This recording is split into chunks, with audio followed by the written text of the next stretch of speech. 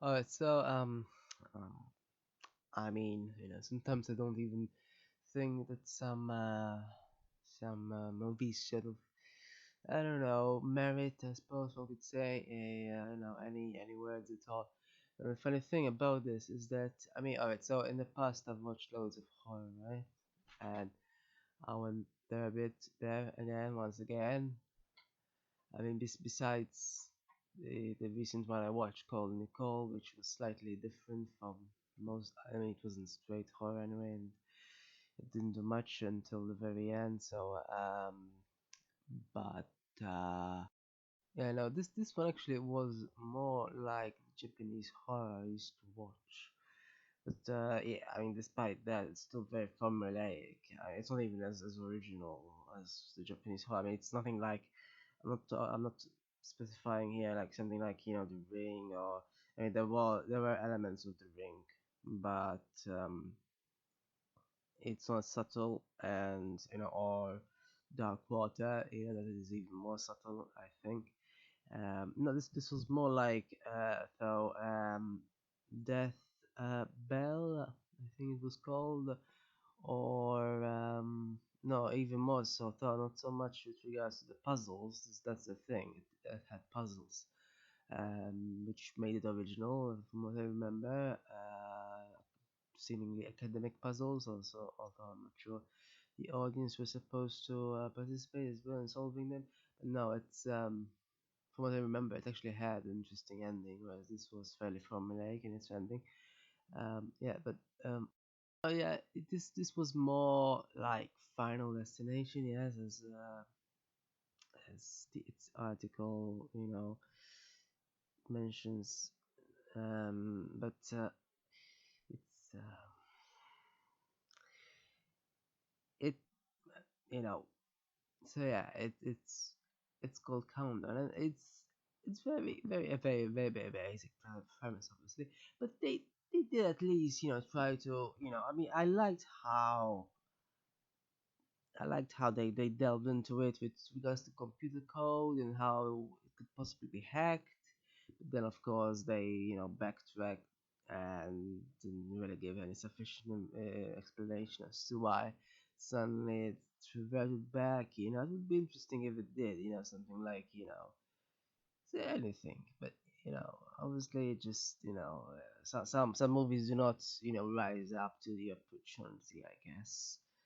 Obviously, the ending was also the very last few seconds were very obvious, as always happens. That happens in many other horror movies. Really, it's very much a trope. Uh, and this is the thing with horror movies. There's a lot of the same sort of stuff. A lot. I mean, this is more of a conceptual movie, and yet it's also of course, a what do they call them? Jumpers or something. And that's the thing that I hated most. I mean, I think conceptual horror could be interesting, could be subtle if done well as a horror. But this wasn't at all subtle. Well, this is what is detestable about this. Saying this, it still managed to put me in some state. I got to admit. I'm not saying I'm not admitting. I'm not actually. I haven't actually just watched it just now. I've watched it sometime earlier, so I might not sound like I was back then. I just kind of didn't immediately record this. Maybe I should have, but I'm not saying it didn't affect me on a visceral level. Um, probably because I mean this happened probably because my theory is I haven't watched horror for a while because I've watched so many that after a while I really didn't feel that much anymore. It's sort of like things that one can get immune to. This is something similar, I suppose. Because I've watched a lot, and like when I was watching a bunch, only a few really affected me. Something like Kuchisake Onna for some reason, which really affected me despite being in the middle as well of a bunch of horror movies. But it still affected me somehow. It was that did have some sort of subtle element from it. But what's not subtle about this is a lot of these jumpers, coming out from, just around the corner for no reason. I mean, that's just so stupid. Like, it's one thing if there's something in the mirror and they just see it in the back of their eyesight, in the peripheral vision. That's fine. That is subtle horror. And then it disappears as they look back. That's fine. It's still a trope. I mean, I'm not saying it's not, you know, but it when there are jumpers though, like quick stepping zombies or whatever, I just it they're really they're yeah so they're really the weakest sort of trope, the weakest. So as I've said in the past, when I mostly commented on horror, um, jumpers, if they call that, I'm not entirely sure now if there's a specific word for the trope. And gore, right? Those two I do not consider very much horror. I mean, sure, jumpers can scare you, but I'm not looking for scares. I'm looking for fear.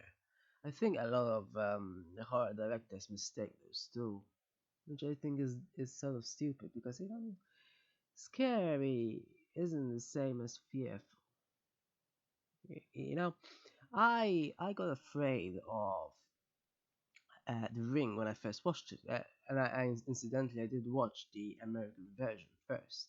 So, but obviously it has a lot of elements from the original Japanese version, but they didn't diverge too much. So I'm just saying though that it did very much still scare me, probably because it was one of the earliest horror movies I've watched. But what was, and now this is the point, it wasn't scary because there were a lot of jumpers. It might have happened at some points, but not constantly like this encounter. uh, but no, what was really fearful though, I mean, is the fact that she walked slowly. There's something to it when characters move slowly.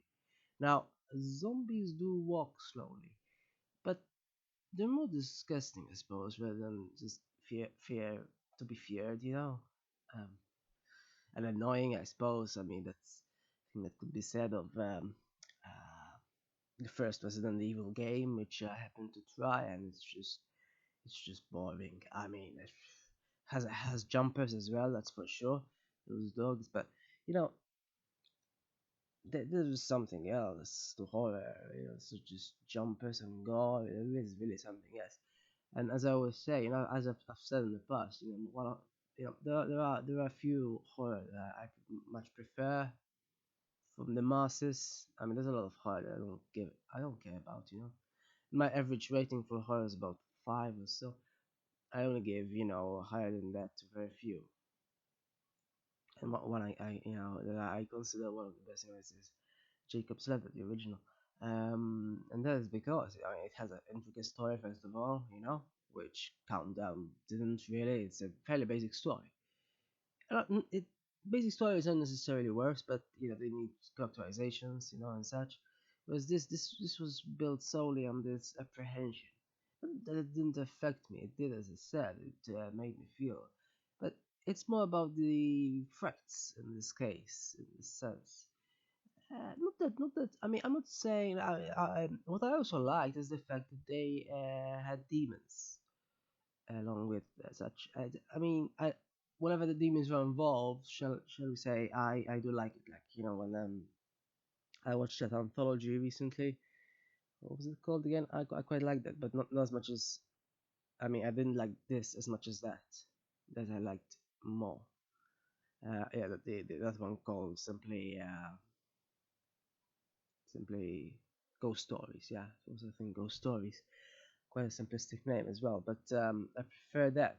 I mean, yes, there was it was a slightly more complex story. I got to say, whereas this is very simplistic. So just that's the difference. They both have demons, but this is much more simplistic. I still like though the fact that there was a demon and that there was a demon geek as well. I like that. I got to say, I can say I didn't like the way he just got titillated by the fact that there's someone who wants to. I mean, that is. I think that's the best part of the movie. I got to say, and it was sort of a comedy as well. It wasn't so much horror that bit specifically. I mean, obviously there were dumb moments even when he was around. Like it's one thing. I mean, I just don't understand how as this as salted circle can work magically. One of those magic things. But then somehow he forgot to tell him not to go out from it, no matter what. Like seriously, I mean, why would you? How would you? How could you know what prevents a demon from touching you, but somehow forget? I mean, you could say that it's still obvious that would happen, but if he was seriously a demon geek, he would know that demons would transform into the weakest points. I mean, they always do in many other films. Like I watched one. What was it called? I think it was called. Was it called The Box? Or I'm not sure if I commented on it. I don't think I did. But and anyway, it happens. Yeah, it's sort of another trope as well when it concerns demons. At least they transform into people's weaknesses, etc., or ghosts generally, or such. That is the most obvious thing, though, isn't it? Like, how could that guy know how to do the circle and everything? He's supposed to have read a lot, and somehow he didn't transfer that little bit of knowledge to these other people. You know, not to go out of the circle no matter what. Even if you see your brother or your mother or whatever, it's bizarre. Another lame bit though is the fact that I, I don't know how it worked. Like, I mean, you could say almost it has interesting logic. You know how she thought that she could kill herself temporarily to break the spell. um, if that ever worked for real, which is still debatable in itself because I mean, why would even if it broke a spell for one person, why would the demon itself be destroyed as well? I don't know, but let's say that works anyway. There's no internal sort of logic that breaks up there. But regardless of that, though, um, how does it work the way she did? Because death is brain death. Right now, I know this is not, but she was supposed to be a nurse. I mean, oh, this is not, you know, medically scientific movie. Hey, medic. No, but she was supposed to be a nurse. And I mean, if we're being at all realistic here, if I'm supposed to at all ask for reality, I mean, in what world is that an actual death? I mean, yes, people are very close to death when they overdose on opiates, but they're not actually dead. Otherwise, they couldn't be revived with what was it called, Narcom or something. With the anti-opiate agent. Um, they, that I thought it was a given. I mean, I'm not exactly an expert in any of this, but I'm pretty sure they're not actually dead. They're close to death, but they're not dead. Otherwise, they wouldn't be able to be revived. I mean, that drug doesn't work against brain death, it simply works against the opiates, which is still running in the bloodstream. So the person still needs to be alive somewhat for them to revive.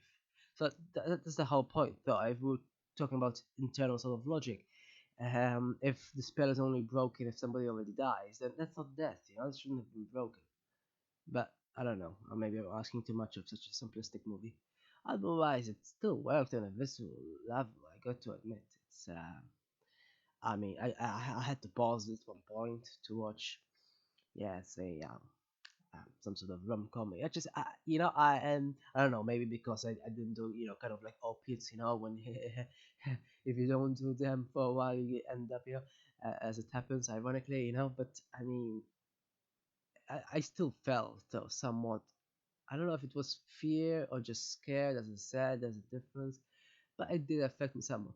I still do not think highly of it at all, though, at all. But, you know, it still did something, shall we say. But Whatever. Ultimately, yeah, it's whatever.